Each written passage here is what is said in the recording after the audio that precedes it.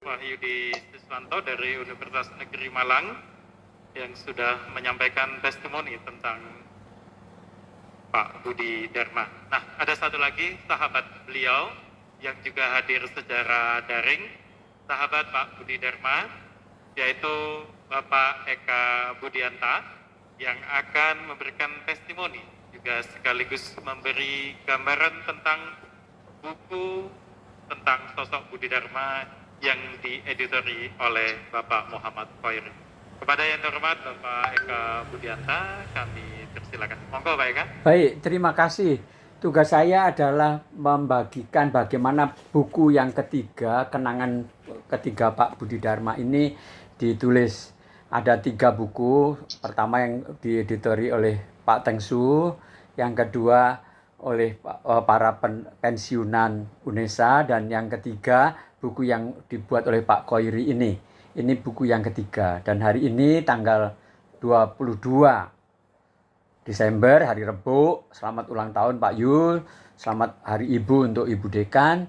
Kita meluncurkan buku yang ketiga yang mengenang buku Pak Budi Dharma itu. Buku ini berjudul Sosok, Pemikiran, dan Karyanya.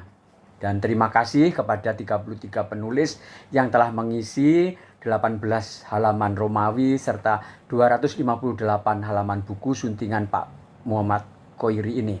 Bagi saya ini sangat istimewa. Kenapa? Karena tiba-tiba saya dikejutkan oleh adanya penerbit Pagan Press di Munung Rejo, di Kecamatan Ngimbang, Kabupaten Lamongan, yang bekerja sama dengan Fakultas Bahasa dan Seni Universitas Negeri Surabaya. Ini luar biasa karena ibu itu melahirkan saya di sana 65 tahun yang lalu juga. Dan itu desa yang sangat terpencil yang sekarang berhasil menjalin kerjasama dengan institusi yang sangat besar, yang sangat terkenal, yaitu UNESA. Dan saya pikir bagian yang paling penting dari menulis adalah menjembatani pribadi demi pribadi, keindahan dan kebenaran ini antara lembaga dan bahasa demi bahasa dari zaman yang satu ke zaman yang lain. Saya pikir berkat dukungan 33 penulis, kita dapat membaca dalam buku ini 35 karangan yang 2 di antara mereka menyumbang 2 tulisan, yaitu pertama Pamusuh NST dengan judul yang pertama itu mengintip surat-surat Budi Dharma, itu di halaman 63, dan satu lagi Budi Dharma menulis tanpa interupsi di halaman 189. Dan kedua tentu Pak Khairi sendiri dengan prakata editor dan esai Budi Dharma sebagai etalase konsep atau sikap kepengarangan di halaman 224. Terima kasih juga kepada semua penulis ini, termasuk kepada Bapak Rektor UNESA, Profesor Dr. Nur Hasan M.Kes, dan Ibu Dekan FSB Fakultas Bahasa dan Seni UNESA, Ibu Dr. Trisakti MSI yang telah memberikan sambutan. Nah, yang penting di dalam hal ini ada 3 hal yang dapat kita catat dari Pak Budi Dharma dengan membaca kumpulan ini. Pertama yang sangat menonjol adalah yang sangat terlihat juga produktivitasnya. Contoh kecil ditunjukkan oleh Pamusuh NST yang menerima 26 pucuk surat selama berurusan dengan Pak Budi Dharma antara tahun 1982 sampai 2003. Dan surat-surat itu menjadi bukti otentik tentang produktivitas dan kualitas kerja Pak Budi Dharma.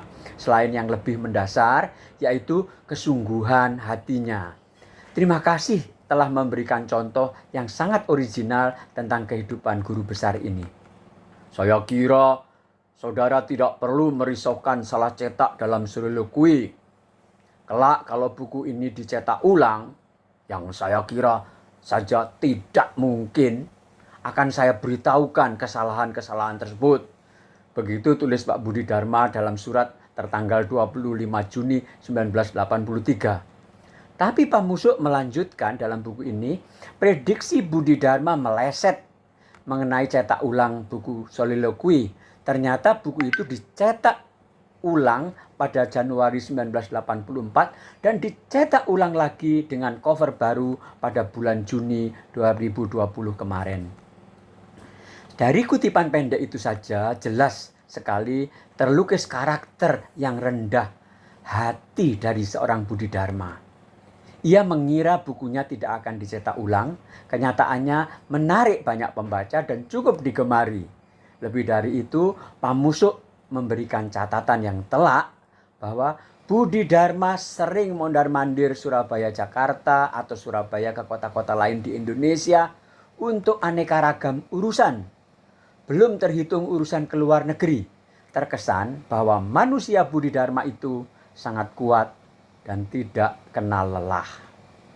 Hal ketiga yang kita harus catat di sini adalah efektivitasnya, yaitu dampak dari karyanya. Bagaimana hasil dari dampak kerja keras Budi Dharma itu? Ketua Harian Gerakan Pramuka Kuartir Daerah Jawa Timur tahun 21 sampai 26 itu namanya Suyatno menguraikan dengan baik sekali di halaman 174. Para guru atau dosen sudah tidak lelah mengucapkan teoritisasinya, melainkan gembira dalam mendampingi karena telah tersedia sistem komputasi sastra Budi Dharma, katanya, disingkat BD. Anak-anak muda itu sudah bukan di tataran belajar meliterasi, melainkan berada dalam situasi menggunakan kemampuan literasi dalam kondisi tersulit apapun, katanya. Suyatno rupanya membagikan cita-citanya bahwa pada tahun 2035 nanti, jika mimpi ini benar dan menjadi obsesi banyak pihak dalam proses mewujudkannya, anak muda Indonesia memiliki aneka strategi komputasi. Salah satunya adalah komputasi sastra Budi Dharma. Saat itu ada multikomputasi, komputasi budaya, komputasi sosial, komputasi arsitektur, komputasi kedokteran, dan lainnya tersedia dan mudah digunakan dalam situasi tersulit apapun. Ini saya kira satu inspirasi yang muncul kalau Anda membaca buku ini.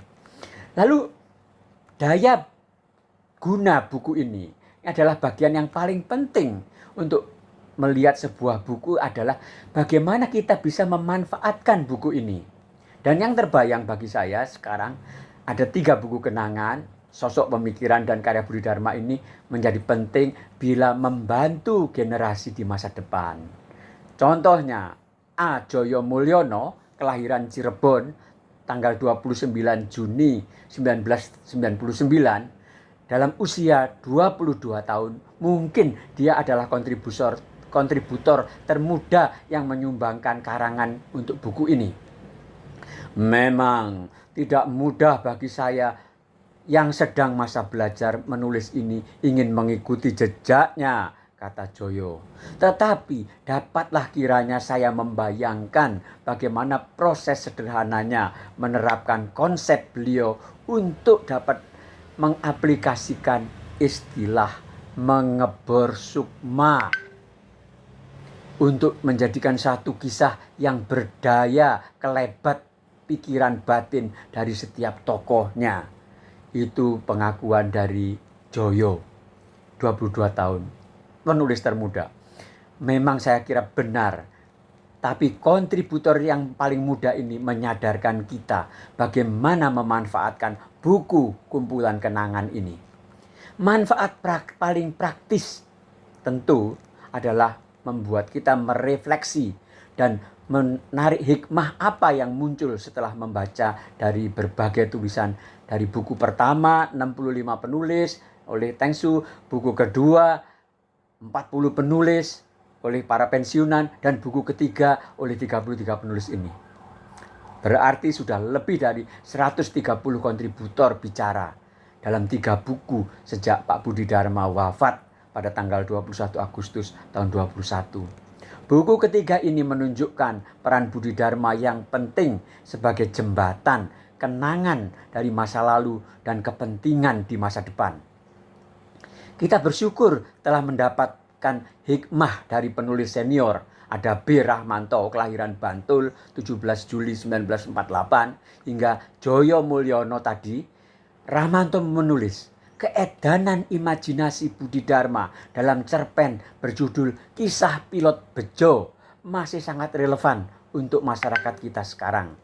Mengapa Budi Dharma memberi contoh bagaimana pengarang berani? Mengapa? Karena Budi Dharma itu memberi contoh seorang pengarang harus berani memasuki persoalan dan mengungkap persoalan.